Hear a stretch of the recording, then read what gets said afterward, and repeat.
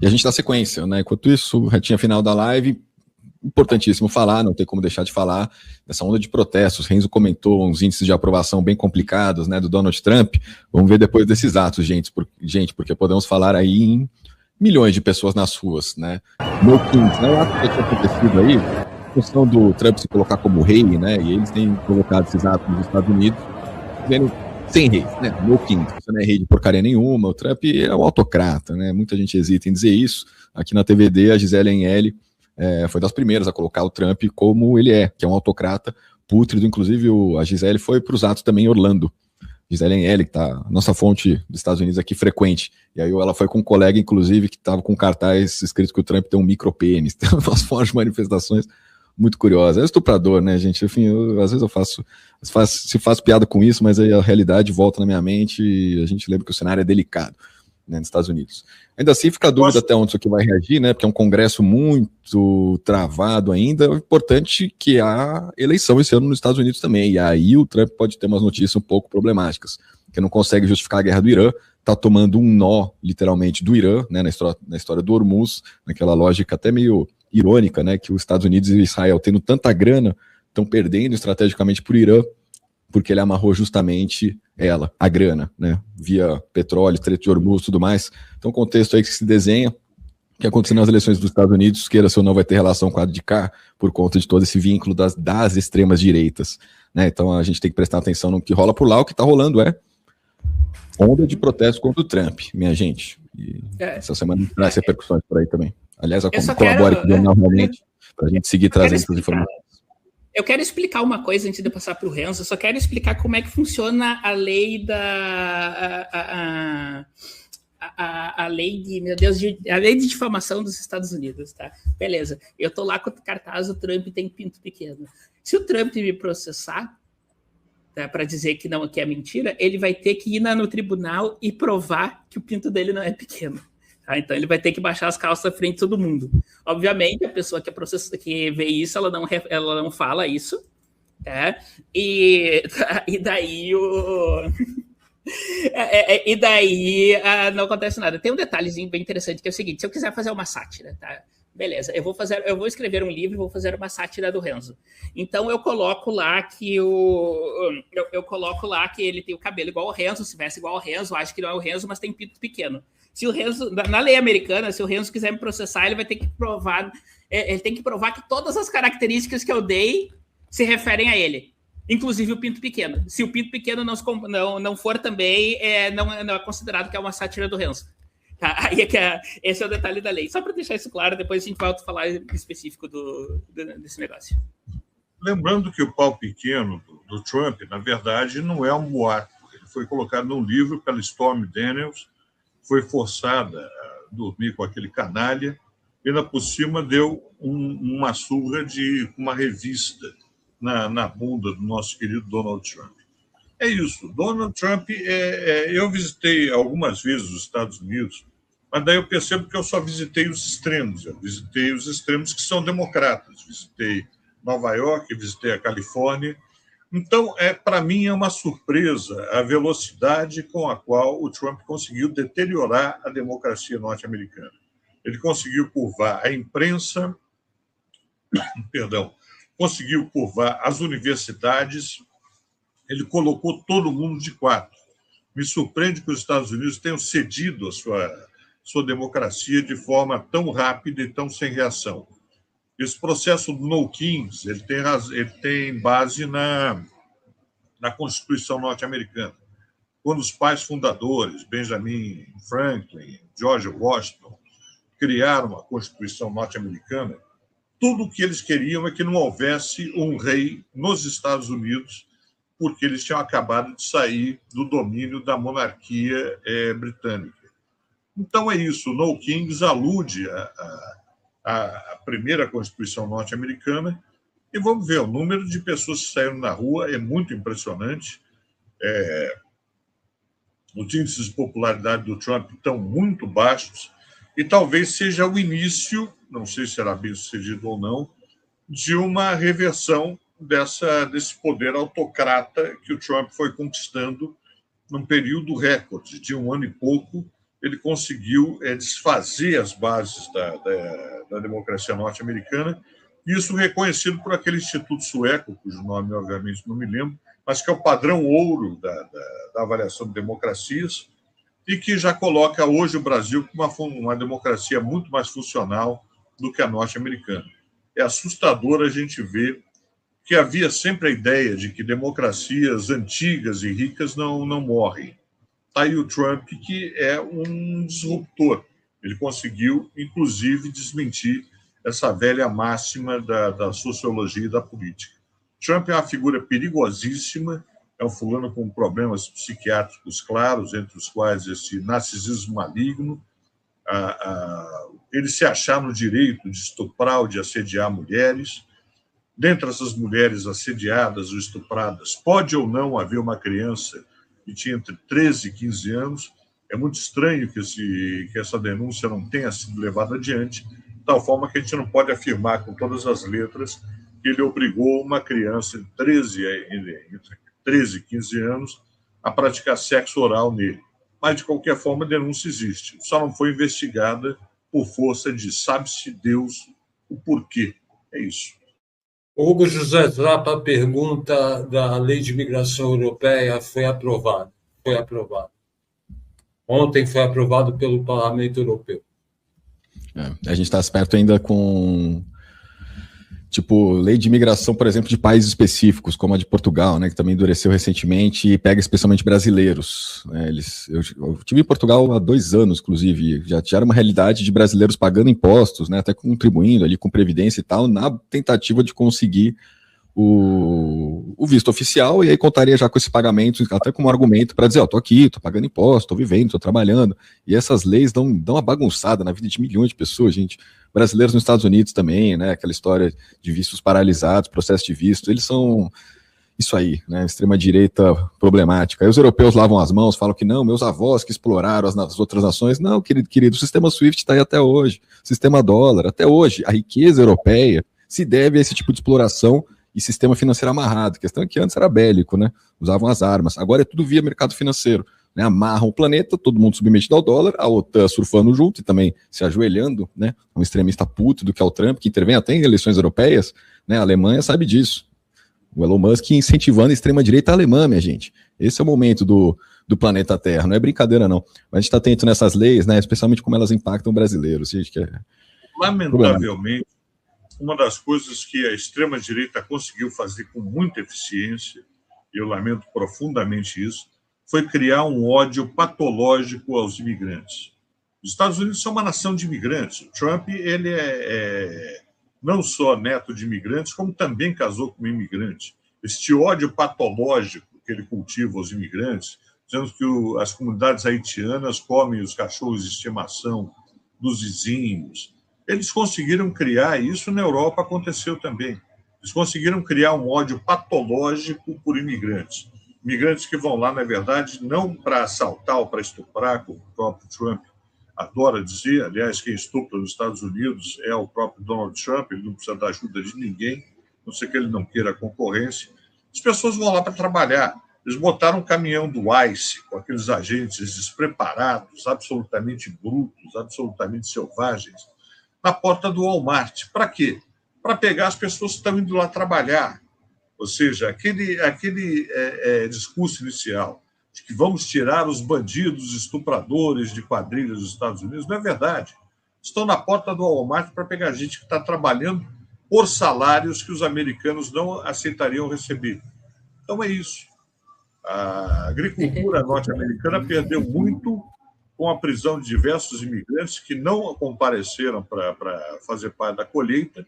E daí o Trump voltou para trás e disse que para os agricultores, para as pessoas que trabalham com o agronegócio norte-americano, haveria uma trégua para que os latinos fossem lá, trabalhassem e depois tivessem o direito de serem mandados de volta para casa, algemados nos pés e nas mãos, como aconteceu no voo de deportados brasileiros. É isso. Se pegar um coitado que trabalha na Walmart, que se mata de trabalhar, está fazendo aquilo que os americanos não querem fazer, e depois meter esse cara no avião para ir voltar para o país de origem dele, com o qual já perdeu laços familiares, perdeu amigos, perdeu envolvimento com a cultura local, algemado no avião, como se fosse um criminoso, é isso que estão conseguindo.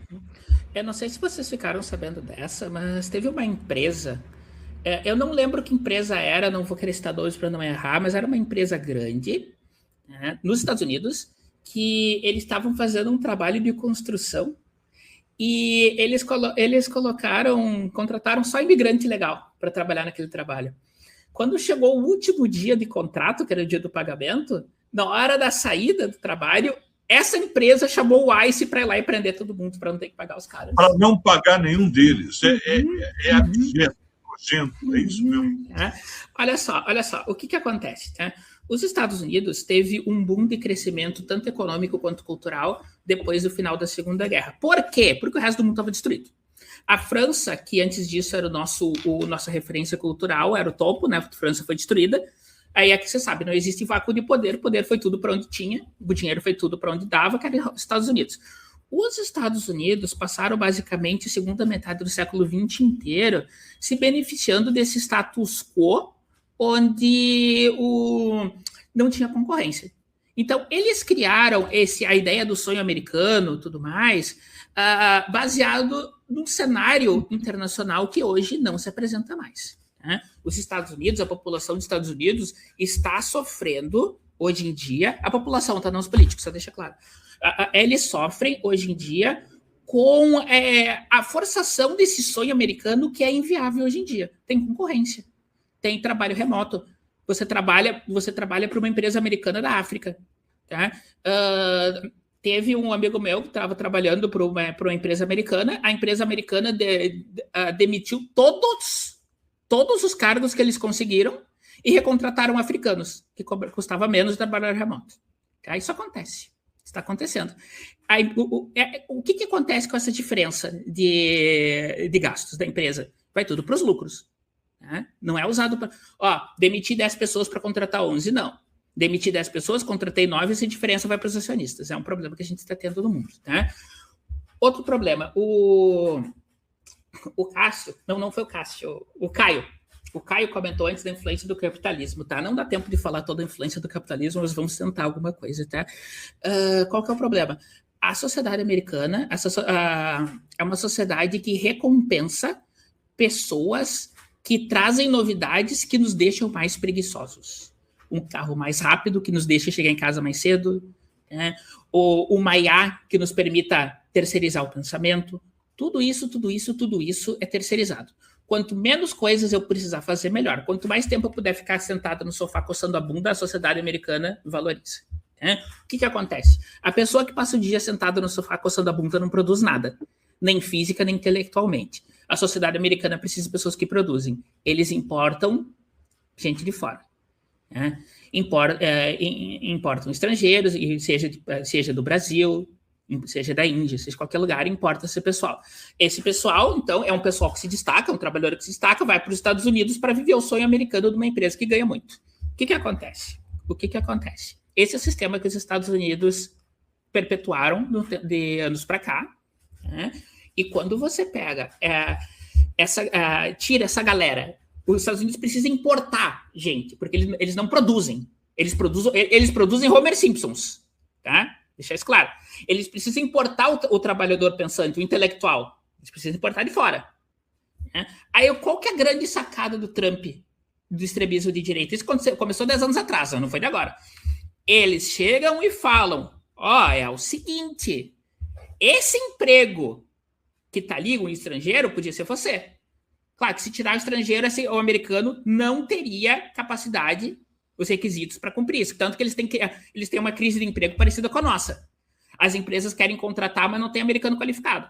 Né, por causa disso. Então, eles têm esse problema. Então, chega o Trump, tá vindo gente de fora. Tá vindo gente de fora para roubar o teu emprego. Eles não dizem que o emprego que a pessoa não... A pessoa não tem qualificação. Tá? Isso é importante. Aí, o que acontece? Se o problema é esse, vamos expulsar o estrangeiro. Vamos deportar as pessoas. O que está acontecendo? os Estados Unidos estão deportando os estrangeiros. Esses postos de trabalho, e de novo, são postos de trabalho subhumanos, né? Pagam lixo, não pagam o suficiente. O americano médio, o americano, digo a pessoa que mora lá, né? Não necessariamente o americano, com o salário de um emprego, tá? Eu não sei se eles têm um regime 6x1, que nem o nosso, mas com o trabalho médio, as horas médias deles, habitual por lei, o americano médio, ele não consegue pagar o aluguel e comer, tá? Tem americano vendendo sangue para juntar dinheiro, tá? Para poder fechar as contas do mês. É isso que está acontecendo, tá? Isso é uma consequência. Isso é uma consequência disso que está acontecendo. Aí aqui, tá, beleza. O Trump está jogando fora os imigrantes. Tá sobrando essas vagas de subemprego. Caio, eu vi ali o seu comentário, eu não vou conseguir ler agora, depois eu respondo, tá? Não se preocupe. Tá sobrando esse subemprego? Ninguém quer. Porque a verdade é essa, ninguém queria antes. Eu fiz a referência aos Simpsons, pega os Simpsons da primeira temporada, da questão econômica, tudo. O americano quer viver daquele jeito e ter imigrante para esculachar. Não basta você ser feliz, você precisa de alguém para jogar na cara que você é melhor que ele. Tá? A regra é essa. Né? Aí o que acontece? Vamos ligar isso. Por que tem muita gente querendo ir para os Estados Unidos? Porque os Estados Unidos cresceram baseado nesse contexto que eu falei para vocês, tá? De pessoas fugindo da Europa, que é um contexto que hoje em dia, de novo, não existe mais. A Europa é um continente que está se crescendo, tem produção, tá? Depende menos dos Estados Unidos. O que está acontecendo? Com a ascensão do Trump, as pessoas têm menos necessidade de ir para os Estados Unidos. Quem tem que fugir quer menos ir para os Estados Unidos, quer buscar alternativas. Vão para a Europa. Tá? Então, o que está acontecendo na Europa? Um influxo de imigrantes. Tá? Esses imigrantes, de novo, eles não estão saindo do seu país porque os Estados Unidos é uma maravilha, porque a Europa é uma maravilha. Eles estão saindo do seu país porque o país de origem deles é uma bosta. Né? Os Estados Unidos, na época que os Estados Unidos era mais democracia do que hoje, os Estados Unidos pegavam e entendiam isso. Eles entendiam que investir em outros países ia fazer duas coisas. Primeiro, ia criar mercado para os seus próprios produtos e, segundo, ia reduzir o fluxo de imigrantes ilegais. O Trump não. Os outros países que se danem. O Trump lembra que ele queria construir um muro dos Estados Unidos com o México, né? O muro do Trump não é um muro físico. O muro do Trump é um muro ideológico. É o muro metafórico. Ele quer que ninguém entre e ninguém sai. Tá? Ele quer isolar os Estados Unidos para os Essa ideia do Trump, o que acontece? Fez com que os Estados Unidos se retirassem da política internacional. Só que uma frase que a gente sempre fala, não existe vácuo em política. No momento que os Estados Unidos voluntariamente diminuem a sua interferência, alguém vai abocanhar. Em muitos casos, praticamente todos os casos, quem abocanhou foi a China. Né? A China entrou nessas coisas. Tá? E aí vai lá o Flávio Bolsonaro e diz que o Brasil hoje é aliado com a China. Mas o Brasil não é aliado com a China porque não necessariamente por ideologia. É alinhado porque os Estados Unidos não querem fazer comércio. Os Estados Unidos estão botando barreiras. Tá? Dá para falar muito mais sobre isso, mas eu já estou falando demais, tá? Vou deixar. Mas isso é um assunto muito importante. E a gente muitas vezes não percebe. Depois